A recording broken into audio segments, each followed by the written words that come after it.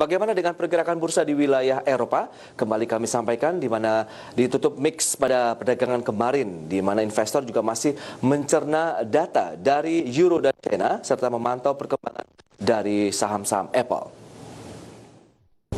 Ya, data inflasi untuk zona Euro berada jauh di bawah ekspektasi pemirsa, sehingga meningkatkan spekulasi bahwa Bank Sentral Eropa akan bertindak lebih cepat.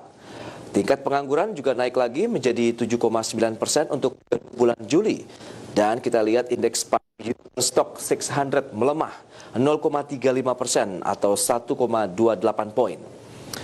Chip Eropa mendapatkan dorongan dari laporan bahwa Apple berencana untuk membuat 75 juta iPhone 5G, di mana pemasok Apple seperti Dialog Semiconductor, kemudian Infineon, ST Micro, dan ASML semuanya naik lebih dari 1%.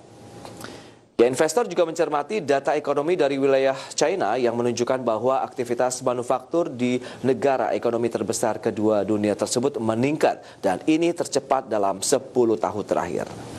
Ya, kita akan cermati pergerakan bursa Eropa di mana FTSE Inggris turun 1,7%. Kemudian CAC 40 Prancis juga turun 0,18%.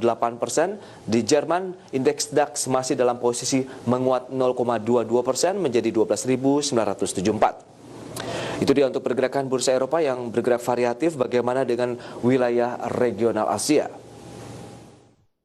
Ya, kita lihat dari Asia, data PMI yang kuat ini menunjukkan aktivitas ekonomi di negara China sudah mulai membaik.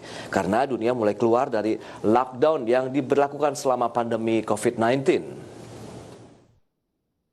Ya, indeks manajer pembelian Caixin market sektor manufaktur China pada bulan Agustus berada di posisi 53,1 dan ini di atas ekspektasi yang memperkirakan hanya sekitar 51,0%.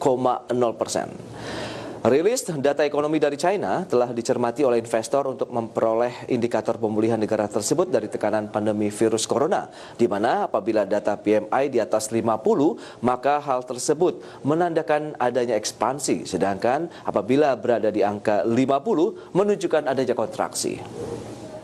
Bursa saham di China menguat, Shanghai Composite naik 0,44%, kemudian Shenzhen naik 0,65%, namun demikian Hang Seng Hong Kong turun 0,14% pada jam terakhir perdagangan. Dari mata uang, kita lihat Yuan menguat menjadi 6.825 per dolar Amerika.